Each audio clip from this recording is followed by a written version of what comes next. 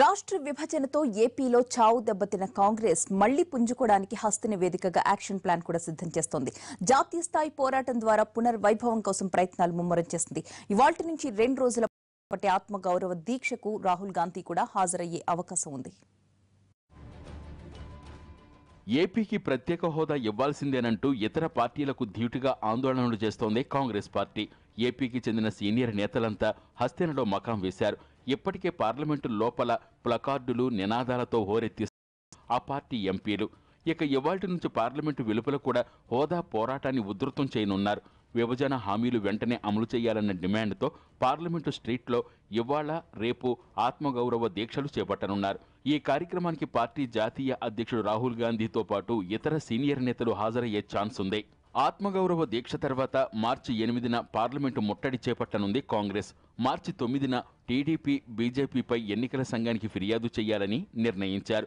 2014 ఎన్నికల్లో ఇచ్చిన హామీలను అమలు చేయకుండా ఈ రెండు పార్టీలు ఏపీ ప్రజలను మోసం చేశాయని ఫిర్యాదులో పేర్కొననున్నారు.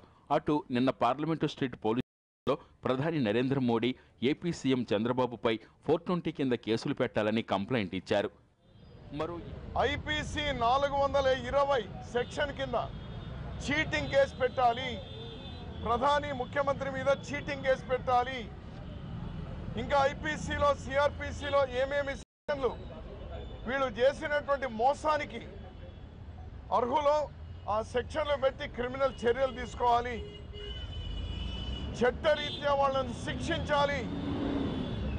బలి అయిపోయింది రాష్ట్రం, మోసం చేసినారు, రాజకీయ లబ్ధి పొందినారు. రాజకీయ లబ్ధి పొందిన తర్వాత 5 కోట్ల ప్రజలను రాష్ట్రాన్ని గాలికి వదిలేసినారు. మరో ఏడాదిలో ఎన్నికలు ముంచుకొస్తుండటంతో హోదా పోరాటాన్ని తమకు అనుకూలంగా మార్చుకోవాలని భావిస్తోంది కాంగ్రెస్. జాతీయ స్థాయిలో ఉద్యమించడం ద్వారా ప్రజల్లో సానుభూతి పొందేందుకు ప్రయత్నిస్తోంది. అటు పార్లమెంట్లో కూడా చర్చ కోసం పట్టుబట్టడం ద్వారా కేంద్రాన్ని ఇరుకున పెట్టాలని భావిస్తోంది.